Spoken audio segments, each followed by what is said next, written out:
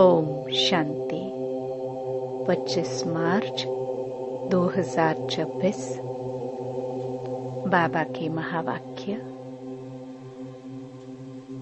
मीठे बच्चे, तुम महावीर हो। तुम्हें माया के तूफानों से डरना नहीं है। एक बाप के सिवाय और कोई भी परवाह न कर पवित्र जरूर बनना है। प्रश्न: बच्चों में कौन सी हिम्मत बनी रहे तो बहुत ऊंच पद पा सकते हैं? उत्तर: श्रीमत पर चलकर पवित्र बनने की। भल कितने भी हंगामे हो, सीतम सहन करना पड़े, लेकिन बाप ने जो पवित्र बनने की श्रेष्ठ मत दी है उस पर निरंतर चलते रहे तो बहुत ऊंच पद पा सकते हैं। किसी भी बात में डरना नहीं है। कुछ भी होता है, नथिंग न्यू। गीत भोलानाथ से निराला। ओम शांति। यह है भक्ति मार्ग वालों का गीत।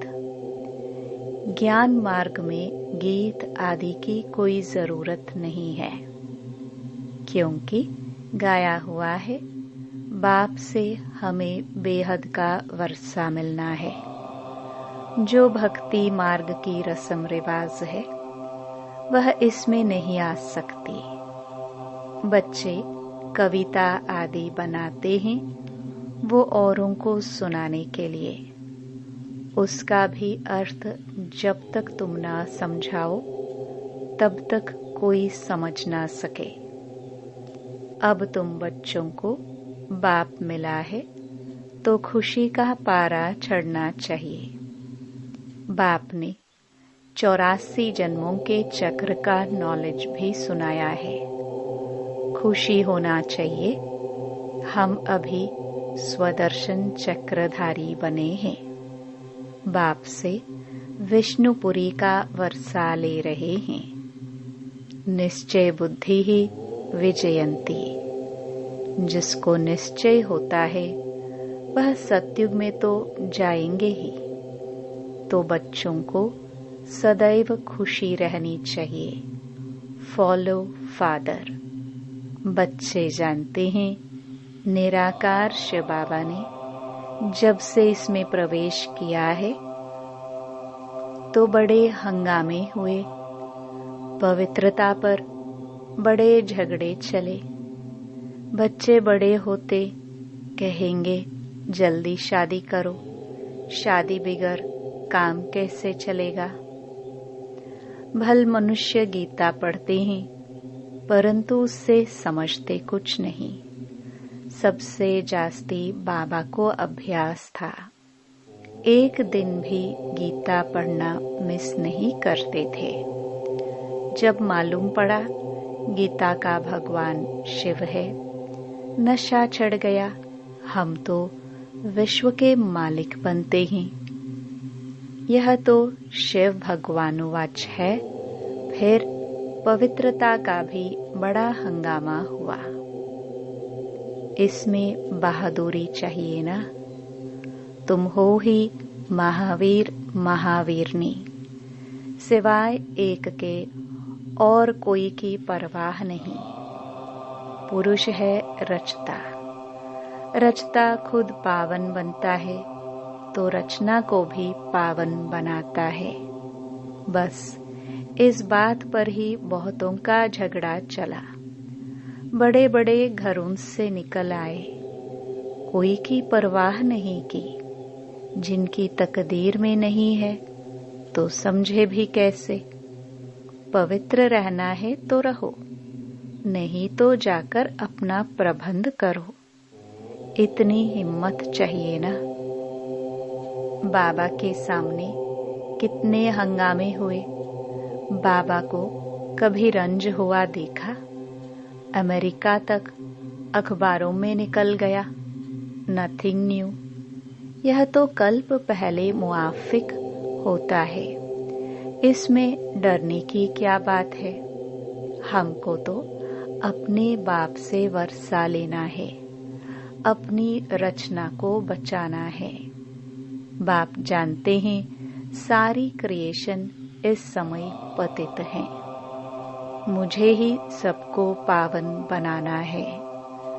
बाप को ही सब कहते हैं, हे पतित पावन लिबरेटर आओ, तो उनको ही तरस पड़ता है। रहम दिल है ना, तो बाप समझाते हैं, बच्चे कोई भी बात में डरो मत। डरने से इतना ऊंच पद पा नहीं सकेंगे। माताओं पर ही अत्याचार होते हैं, यह भी निशानी है। द्रौपदी को नंगन करते थे। बाप 21 जन्मों के लिए नंगन होने से बचाते हैं। दुनिया इन बातों को नहीं जानती। पतित तमो प्रधान पुरानी सृष्टि भी बननी ही है। हर चीज नई से फिर पुरानी जरूर होनी है। पुराने घर को छोड़ना ही पड़ता है। नई दुनिया गोल्डन एज, पुरानी दुनिया आयरन एज सदैव तो रह ना सके। तुम बच्चे जानते हो यह सृष्टि चक्र है। देवी देवताओं के राज्य की फिर से स्थापना हो रही है। बाप भी कहते हैं, फिर से तुमको गीता ज्ञान सुनाता हूँ। यहाँ रावण राज्य में दुख है। राम राज्य किसको कहा जाता है, यह भी कोई समझते नहीं। बाप कहते हैं, मैं स्वर्ग अथवा राम राज्य की स्थापना करने आया हूँ। तुम बच्चों ने अनेक बार राज्य लिया और फिर गवाया है। यह सबकी बुद्धि में है। 21 जन्म सतयुग में हम रहते हैं, उसको कहा जाता है 21 पीढ़ी। अर्थात जब वृद्ध अवस्था होती है तब शरीर छोड़ते हैं। अकाले मृत्यु कभी होती नहीं। अब तुम जैसे त्रिकालदर्शी बन गए हो। तुम जानते हो शिव बाबा कौन है। शिव के मंदिर भी ढेर बनाए हैं। मूर्ति तो घर में भी रख सकते हो ना, परंतु भक्ति मार्ग की भी ड्रामा में नोंद है। बुद्धि से काम लिया जाए। श्री कृष्ण की अथवा शिव की मूर्ति घर में भी रख सकते हैं, चीज तो एक ही है। फिर इतना दूर दूर क्यों जाते हैं? क्या उनके पास जाने से श्री कृष्णपुरी का वर्षा मिलेगा? अभी तुम जानते हो जन्म जन्मांतर हम भक्ति करते आए हैं। रावण राज्य का भी भपका देखो कितना है। यह है पिछाड़ी का भपका। राम राज्य तो सतयुग में था। वहां यह विमान आदि सब थे। फिर यह सब गुम हो गए। फिर इस समय यह सब निकले हैं। अभी यह सब सीख रहे हैं। जो सीखने वाले हैं वह संस्कार ले जाएंगे। वहां आकर फिर विमान बनाएंगे। यह भविष्य में तुमको सुख देने वाली चीजें हैं। यह साइंस फिर तुमको काम आएगी। अभी यह साइंस दुख के लिए है, फिर वहां सुख के लिए होगी। अभी स्थापना हो रही है। बाप नई दुनिया के लिए राजधानी स्थापन करते हैं, तो तुम बच्चों को महावीर बनना है। दुनिया में यह थोड़ी कोई जानते हैं कि भगवान आया हुआ है। बाप कहते हैं, गृहस्थ व्यवहार में रहते कमल फूल समान पवित्र रहो। इसमें डरने की बात नहीं, करके गाली देंगे। गाली तो इनको भी बहुत मिली है, श्री कृष्ण ने गाली खाई, ऐसा दिखाते हैं। अब श्री कृष्ण तो गाली खा ना सके, गाली तो कलयुग में खाते हैं। तुम्हारा रूप जो अभी है, फिर कल्प के बाद इस समय होगा, बीच में कभी हो ना सके। जन्म बाय जन्म फीचर्स बदलते जाते हैं। यह ड्रामा बना हुआ है। 84 जन्मों में जो फीचर्स वाले जन्म लिए हैं, वही लेंगे। अब तुम जानते हो, यही फीचर्स बदल दूसरे जन्म में यह लक्ष्मी नारायण के फीचर्स हो जाएंगे। तुम्हारी बुद्धि का अब ताला खुला हुआ है। यह है नई बात। बाबा भी नया, बातें भी नई। यह बातें किसकी समझ में जल्दी नहीं आती। जब तकदीर में हो तब कुछ समझे। बाकी महावीर उनको कहा जाता है जो कितने भी तूफान आए हिले नहीं। अब वह अवस्था हो ना सके, होनी है जरूर। महावीर कोई तूफान से डरेंगे नहीं। वह अवस्था पिछाड़ी में होनी है। इसलिए गाया हुआ है, अतीन्द्रिय सुख गोप गोपियों से पूछो। बाप आए हैं तुम बच्चों को स्वर्ग का लायक बनाने। कल्प पहले मिसल नरक का विनाश तो होना ही है। सतयुग में तो एक ही धर्म होगा। चाहते भी हैं वननेस, एक धर्म होना चाहिए।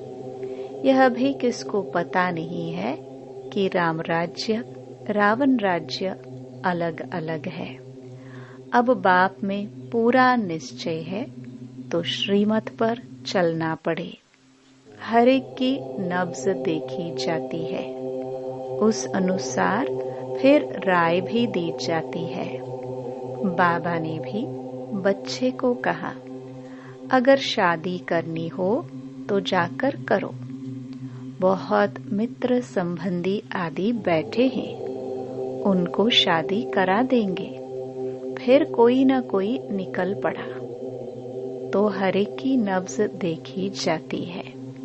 पूछते हैं, बाबा यह हालत है, हम पवित्र रहना चाहते हैं, हमारे संबंधी हमको घर से निकालते हैं, अब क्या करना है? अरे यह भी पूछते हो, पवित्र रहना है, अगर नहीं रह सकते हो तो जाकर शादी करो। अच्छा समझो किसकी सगाई हुई है, राजी करना है, हर्जा नहीं। हथियाला जब बांधते हैं तो उस समय कहते हैं यह पति तुम्हारा गुरु है।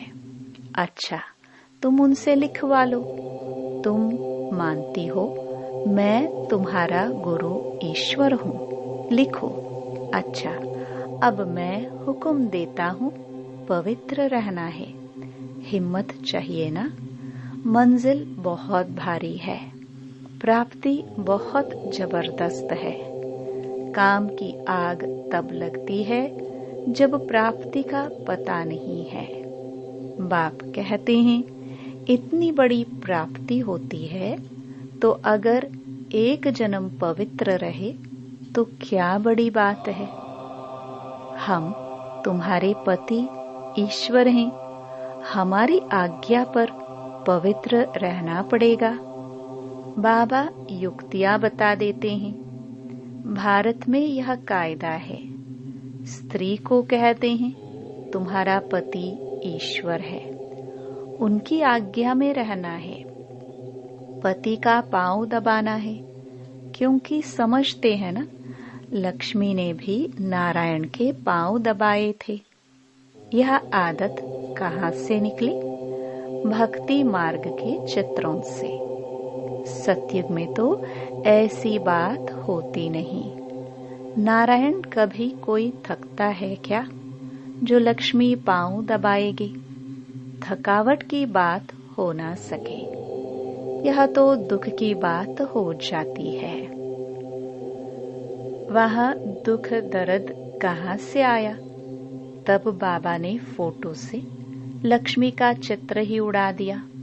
नशा तो चढ़ता है ना, छोटेपन से ही वैराग्य रहता था, इसलिए भक्ति बहुत करते थे। तो बाबा युक्ति बहुत बताते हैं।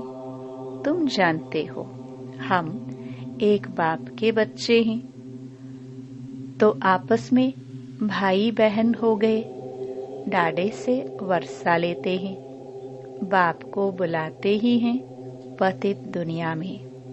हे पतित पावन, सभी सीताओं के राम, बाप को कहा जाता है ट्रुथ, सचखंड स्थापन करने वाला। वही सारी सृष्टि के आदि मध्य अंत का सत्य ज्ञान तुमको देते हैं। तुम्हारी आत्मा अभी ज्ञान सागर बन रही है। मीठे बच्चों को हिम्मत रखनी चाहिए। हमको बाबा की श्रीमत पर चलना है। बेहद का बाप बेहद की रचना को स्वर्ग का मालिक बनाते हैं, तो पुरुषार्थ कर पूरा वर्षा लेना है, वारी जाना है। तुम उनको अपना वारिस बनाएंगे तो वो तुमको 21 जन्मों के लिए वर्षा देंगे। बाप बच्चे के ऊपर वारी जाते हैं। बच्चे कहते हैं, बाबा यह तन मन धन सब आपका है। आप बाप भी हो तो बच्चा भी हो।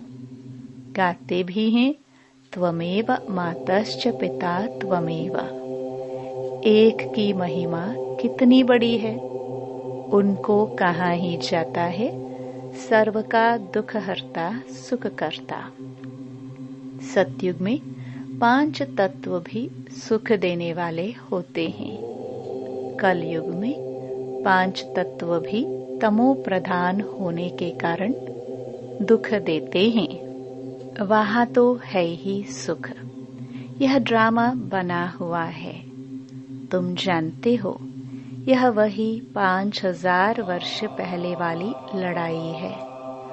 अभी स्वर्ग की स्थापना हो रही है, तो बच्चों को सदैव खुशी में रहना चाहिए। भगवान ने तुमको एडॉप्ट किया है, फिर तुम बच्चों को बाप श्रृंगारते भी है, पढ़ाते भी हैं। अच्छा, मीठे मीठे सिखिलदे बच्चों प्रति माता पिता बाप दादा का याद प्यार और गुड मॉर्निंग। रूहानी बाप की रूहानी बच्चों को नमस्ते। धारणा के लिए मुख्य सार। पहला, सदा बाप समान बनने की हिम्मत रखनी है। बाप पर पूरा वारी जाना है। दूसरा, किसी भी बात में डरना नहीं है, पवित्र जरूर बनना है। वरदान। समस्याओं को चढ़ती कला का साधन अनुभव कर सदा संतुष्ट रहने वाले शक्तिशाली भव। जो शक्तिशाली आत्माएं हैं, वह समस्याओं को ऐसे पार कर लेती है जैसे कोई सीधा रास्ता सहज ही पार कर लेते हैं। समस्याएं उनके लिए चढ़ती कला का साधन बन जाती है। हर समस्या जानी पहचानी अनुभव होती है। वे कभी भी आश्चर्यवत नहीं होते, बल्कि सदा संतुष्ट रहते हैं। मुख से कभी कारण शब्द नहीं निकलता, लेकिन उसी समय कारण को निवारण में बदल देते हैं। स्लोगन: स्वस्थिति में स्थित रहकर सर्व परिस्थितियों को पार करना ही श्रेष्ठता है। मातेश्वरी जी के अनमोल महावाक्य। परमार्थ से व्यवहार स्वतः सिद्ध होता है। भगवानुवाच्य है कि तुम मेरे द्वारा परम अर्थ को जानने से मेरे परम पद को प्राप्त करेंगे। अर्थात परमार्थ को जानने से व्यवहार सिद्ध हो जाता है। देखो, देवताओं के आगे प्रकृति तो चरणों की दासी होकर रहती है। यह पांच तत्व सुख स्वरूप बन मन इच्छित सेवा करते हैं। इस समय देखो, मन इच्छित सुख न मिलने के कारण मनुष्य को दुख, अशांति प्राप्त होती रहती है। सतयुग में तो यह प्रकृति बाअदब रहती है। देखो, देवताओं के जड़ चित्रों पर भी इतने हीरे जवाहरात लगाते हैं, तो जब चैतन्य में प्रत्यक्ष होंगे तो उस समय कितने वैभव होंगे। इस समय मनुष्य भूख मरते हैं और जड़ चित्रों पर करोड़ों रुपए खर्च कर रहे हैं, तो यह क्या फर्क है। जरूर उन्होंने ऐसे श्रेष्ठ कर्म किए हैं, तभी तो उन्होंने यादगार बने हुए हैं। उनका पूजन भी कितना होता है। वह निर्विकारी प्रवृत्ति में रहते भी कमल फूल समान अवस्था में थे, परंतु अब वो निर्विकारी प्रवृत्ति के बदले विकारी प्रवृत्ति में चले गए हैं, जिस कारण सभी परमार्थ को भूल व्यवहार के तरफ लग गए हैं। इसलिए रिजल्ट उल्टी जा रही है। अब अपने को स्वयं परमात्मा आए विकारी प्रवृत्ति से निकाल निर्विकारी प्रवृत्ति सिखाते हैं, जिससे अपनी जीवन सदा काल के लिए सुखी बनती हैं। इसलिए पहले चाहिए परमार्थ, बाद में व्यवहार। परमार्थ में रहने से व्यवहार ऑटोमेटिकली सिद्ध हो जाता है। ओम शांति। ये अव्यक्त इशारे निश्चय के फाउंडेशन को मजबूत कर सदा निर्भय और निश्चिंत रहो। जैसे डॉक्टर पेशेंट को पहले फेथ में लाते हैं, उन्हें विश्वास हो जाता है कि यह डॉक्टर बड़ा अच्छा है, यहाँ से शफा मिल जाएगी। वैसे डॉक्टर कितनी भी बढ़िया दवाई दे, लेकिन अगर फेथ नहीं है तो उस दवाई का असर नहीं होता। ऐसे रूहानी डॉक्टरी में भी ऐसी शक्तिशाली स्टेज हो जो सबका फेथ हो जाए कि यहाँ पहुँचे हैं तो अवश्य कोई ना कोई प्राप्ति होगी ही। ओम शांति।